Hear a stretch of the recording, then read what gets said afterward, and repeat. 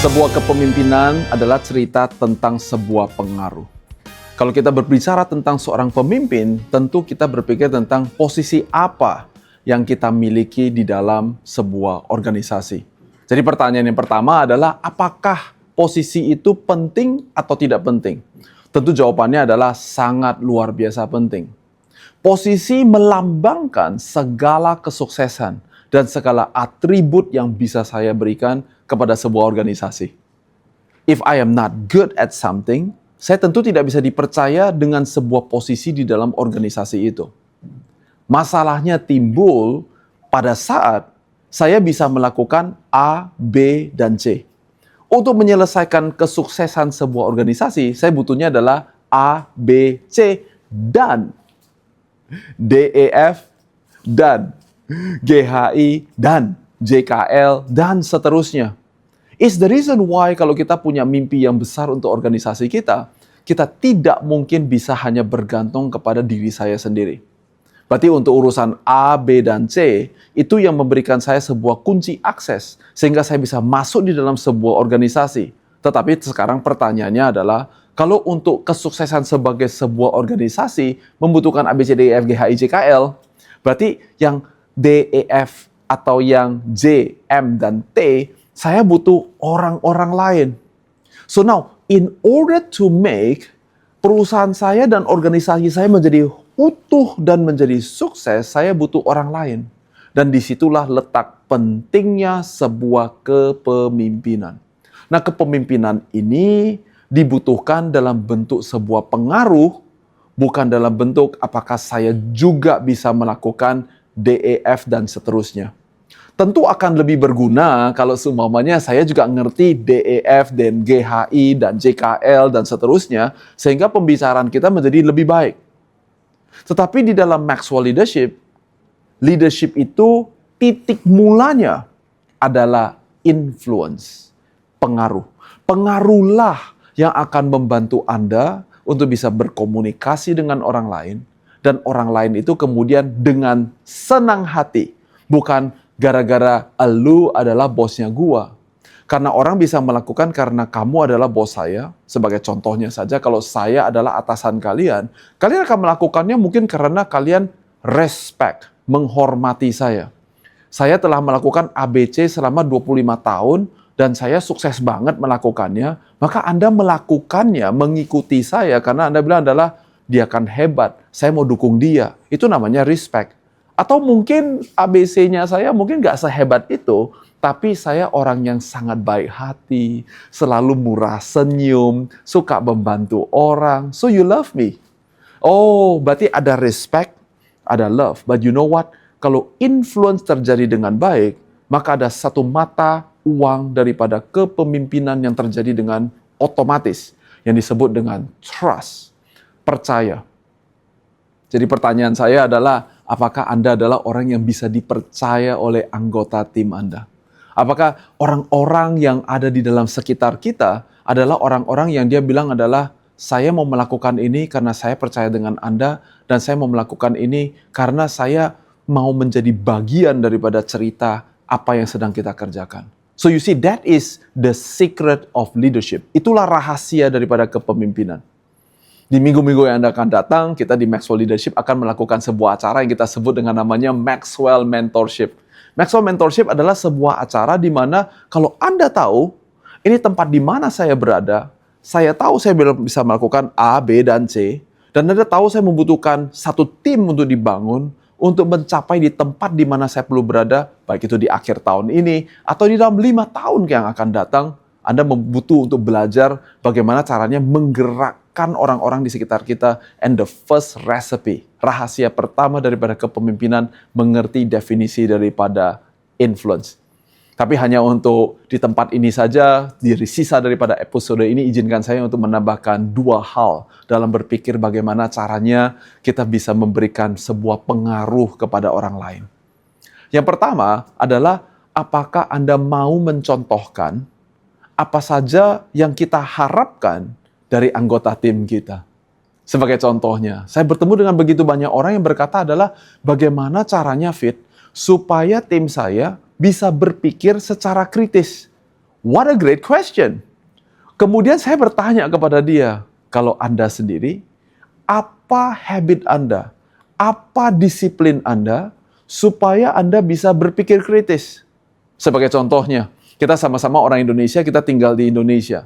Seumpamanya Anda kena kemacetan di lalu lintas.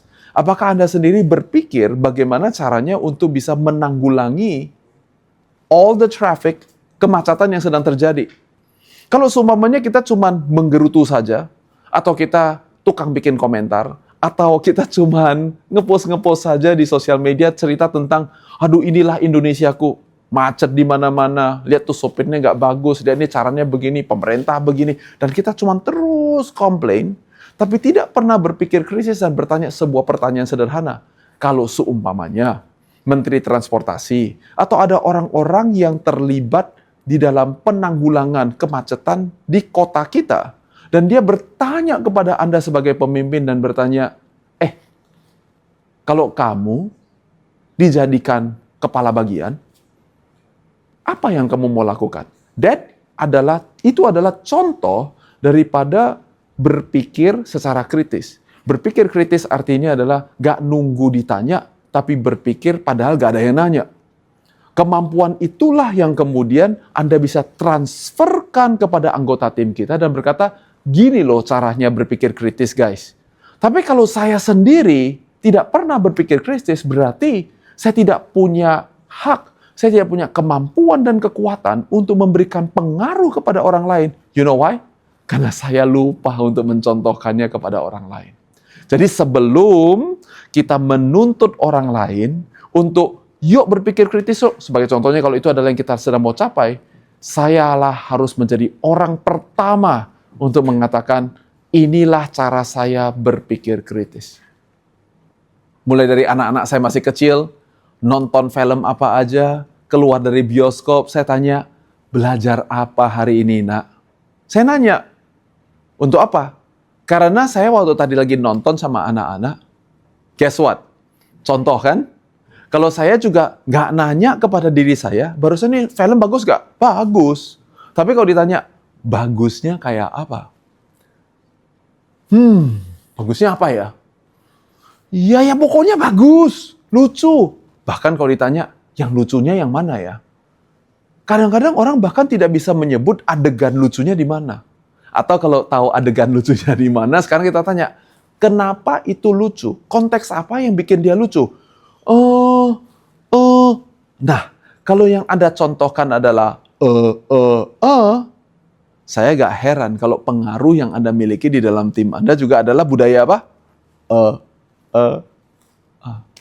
So you see, the first secret, resep pertama untuk membangun sebuah pengaruh di dalam organisasi Anda adalah mencontohkan apa yang Anda inginkan, apa yang Anda harapkan di dalam organisasi Anda. So that's what we want to learn, number one.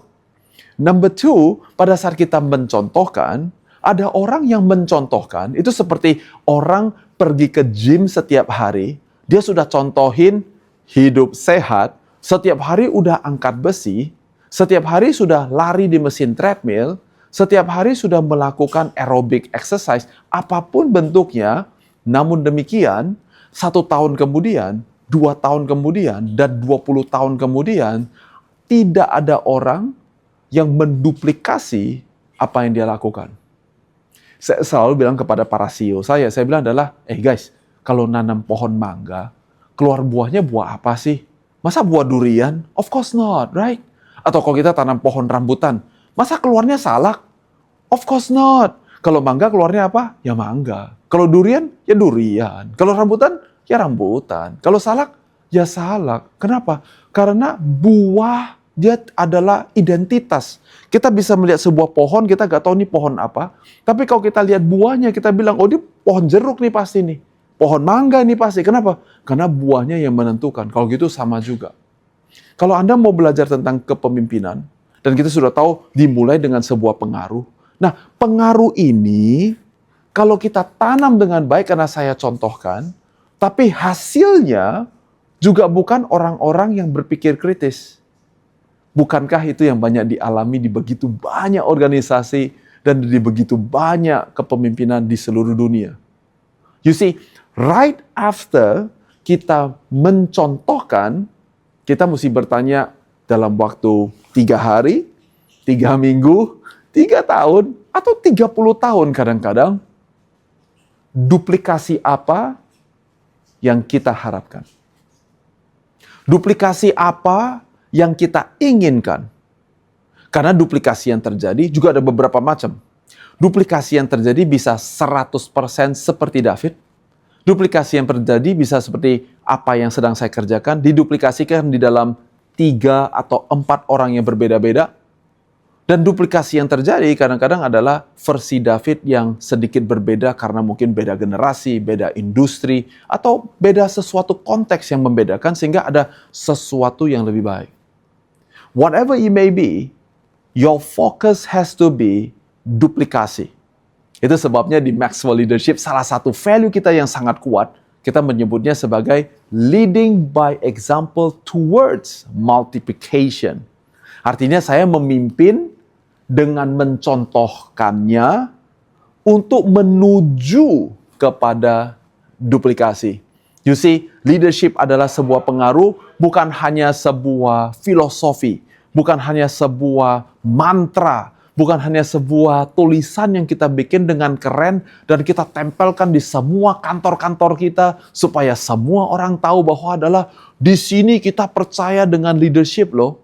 Banyak orang yang cerita tentang kepemimpinan, tapi gak banyak orang yang bisa mempraktekkan kepemimpinan itu. Let me give you one last bonus thought. Kadang-kadang jebakan daripada kepemimpinan adalah berpikir bahwa adalah, toh gue bisa. Gue bisa. Nah, gua bisa apa? Karena pada saat, contoh kalau kalian adalah dari tim jualan, saya bisa menjual 100 unit per hari, itu namanya bikin saya jadi top salesman di organisasi saya. I hope that's okay with you.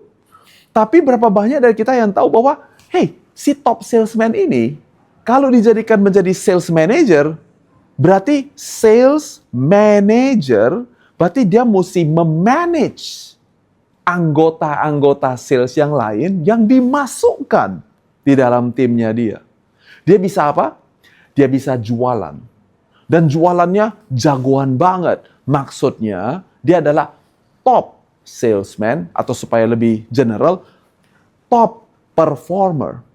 Tapi top performer tidak langsung kemudian otomatis menjadikan Anda menjadi seorang pemimpin.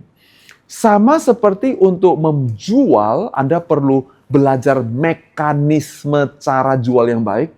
Anda mesti tahu, ini mau jualnya apa, product knowledge. Ini mau jualnya ke siapa, oh target market. Ini cara jualnya bagaimana, oh strategi. Mau jualnya berapa banyak, oh ada sales target.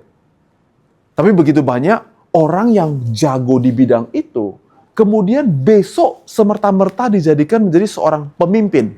Sebagai leader. Dan pada saat dia menjadi leader, kita bilang gini, kok gak jago sih? Udah gini lama, kenapa teman-teman yang lain masih gak jago sih? Karena juga gak tahu mimpin apa, siapa yang mau dipimpin, cara mimpinnya bagaimana, dan mau mimpinnya mau berapa lama. Ini menjadi salah satu contoh pembicaraan-pembicaraan dan diskusi yang akan saya ajarkan di Maxwell Mentorship. So I hope you are excited untuk bisa bergabung dengan kita. Karena hanya dengan waktu yang sangat terbatas ini, mudah-mudahan saya memberikan sedikit trigger point untuk Anda semuanya, kemudian mulai berpikir dan mungkin bahkan mulai bermimpi. Let me give you a homework if you like homework. Ambil satu potong kertas, taruh di samping ranjang Anda. Dan coba untuk jawab satu pertanyaan ini. Kenapa saya adalah seorang pemimpin? Bagaimana selama ini saya memimpin? Apakah benar ada orang-orang yang jadi pemimpin gara-gara kehadiran saya? Tanya pertanyaan ini. Apakah mereka kemudian sudah melahirkan pemimpin-pemimpin juga? Saya telah bertemu dengan banyak CEO dan dengan banyak pengusaha, dan yang saya dapatkan adalah banyak orang jago jualan, jago urus perusahaan, jago manajemen, jago administrasi, jago legal, jago semuanya, tapi lupa untuk berinvestasi di dalam kehidupan mereka sendiri untuk mempertajam kemampuan mereka untuk memimpin orang-orang yang ada di dalam organisasi mereka. So this is what Maxwell Leadership is all about, guys.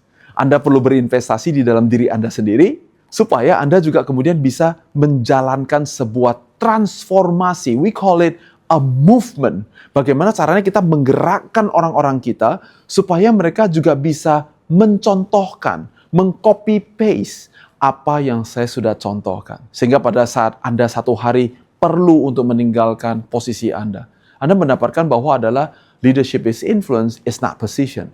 Karena posisi itu sementara waktu. Tapi pengaruh bahkan 50 tahun dari sekarang. Pengaruh itu masih ada di sana.